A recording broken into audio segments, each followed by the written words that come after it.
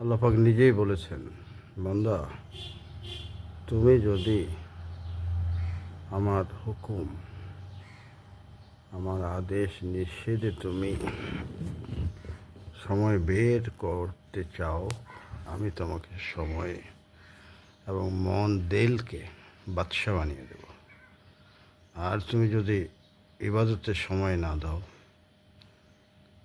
তোমাকে এমন কর্মব্যস্ত তার মধ্যে রাখবো যে তুমি কর্মব্যস্ততার মধ্যে নিজেকে বিলীন করে দিবা, কিন্তু আল্লাহর আদেশ ইবাদত থেকে তুমি বঞ্চিত হবা। তাই আমাদের দুনিয়া ও আখিরাতের জন্য এই দোয়াটা পড়া উচিত। রব্বানা আতিনা ফিদ দুনিয়া হাসানা ওয়া ফিল আখিরাতি হাসানা ওয়া কিনা আযাবান নার।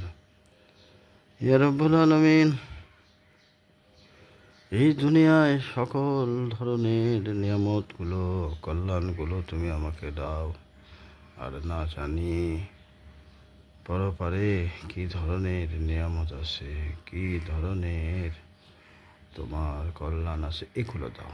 আর দোজখের আগুন থেকে বাঁচাও।